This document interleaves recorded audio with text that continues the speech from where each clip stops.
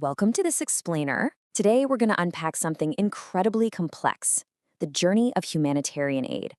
We're breaking down exactly why life-saving supplies, things like food, clean water, emergency medical kits, often just stall out completely before they can reach the people who need them the absolute most. Let's dive right in. Picture this stark, real-world scenario. You've got a fully loaded aid truck. On one side of a checkpoint, there are wounded civilians waiting for urgent medical treatment and families literally struggling to survive. And on the other side, sitting right there inside that truck, are the exact supplies that could save their lives. Yet that truck simply cannot cross the border. It's just parked. So, why doesn't the aid move? That's really the central question of our explainer today. If the aid exists, if the money has already been raised, and if people clearly care enough to send it, what is physically and politically stopping that truck from just driving forward? Why does humanitarian delivery become so incredibly difficult the second conflict breaks out? To figure that out, we have to look at part one, the aid delivery paradox. A lot of people kind of assume aid delivery is automatic. Like once you make a donation, supplies just magically teleport to a crisis zone. But the reality is actually this incredibly fragile multi-step chain. First, it has to be funded, then procured, transported across continents, granted border access, cleared by security, and finally distributed locally. It's like a giant puzzle. If even a single link breaks, the entire operation stops cold. And in a war zone, those broken links are everywhere. Which brings us to part two, politics and active warfare. This is absolutely crucial. There is this constant, immense tension between government security operations and the incredibly urgent timeline of humanitarian relief. Think about it. Governments control the borders, the airspace, the checkpoints. They often demand these lengthy, drawn-out inspections, highly specific permits, and they restrict certain items in the name of security. Meanwhile, humanitarian groups are pointing out that these massive delays have devastating consequences for civilians. It creates this enormous, systematic bottleneck. But let's say the paperwork actually clears. Now, our truck faces the terrifying physical realities of active warfare. We're talking airstrikes, artillery fire, sudden armed clashes, ruined roads, and unexploded ordnance. It turns a delivery route into a literal minefield. A road that was perfectly safe at 8 a.m. can become an impassable, deadly hazard by noon. It's basically a race against uncertainty.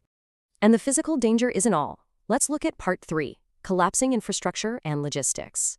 It's not just the literal roadblocks, it's the invisible barriers of war. Because these crises usually happen in places where their infrastructure is already hanging by a thread. Let's say a truck totally avoids the crossfire. Great. But what happens when the electricity grid fails? Without reliable power, cold storage systems just shut down. That means life-saving medicines spoil before they ever reach a single patient. It's a massive domino effect.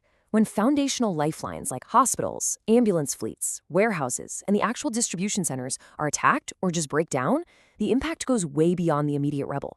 If you can't store supplies and you can't dispatch medics, the entire pipeline just grinds to a halt. We have to remember the real stakes here in part four, the human cost and international law. We really need to pause here and ground ourselves, because behind every single delayed truck is a human story. These delays are not just, statistics flashing on the evening news. They're a mother who can't get medicine, a child suffering from severe hunger, a patient desperately waiting for surgery. With every hour that passes, malnutrition spikes, disease spreads like wildfire, and mortality goes up. The cost of delay is quite literally measured in human lives. And this is exactly why international humanitarian law exists. It's a framework designed specifically to protect civilians during armed conflict. The rule is simple. Assistance has to ignore politics entirely and focus 100% on human need. It's guided by four core principles: humanity, neutrality, impartiality, and independence. You deliver aid regardless of nationality, religion, or political affiliation. But as we're seeing, having the law on paper and actually enforcing it on the ground are two very different things. So, how do we actually fix this? That brings us to part five, pathways to delivering aid. We've actually got some highly practical ways to unclog these bottlenecks. First, establishing temporary humanitarian corridors. This creates a protected bubble for convoys to move safely through conflict zones. Second, we can streamline those endless inspections. You still maintain security oversight, but without the red tape causing devastating delays. And third, negotiating ceasefires. Even a short pause can be enough for critical medical evacuations and essential food deliveries.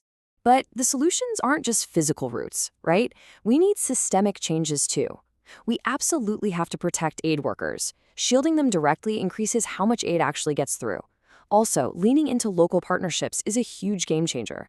Local networks just understand their communities so much better than international groups, which builds trust and efficiency. And finally, using digital tracking tech. It monitors deliveries, boosts transparency, and makes sure the aid goes exactly where it's supposed to. But honestly, the most vital takeaway from this entire explainer is this. We have to depoliticize humanitarian assistance. It's just an undeniable truth. Food, medicine, clean water, these are basic necessities for human survival. They should never ever be used as instruments of political leverage or as bargaining chips by anyone on any side of a conflict. This quote really hits the nail on the head.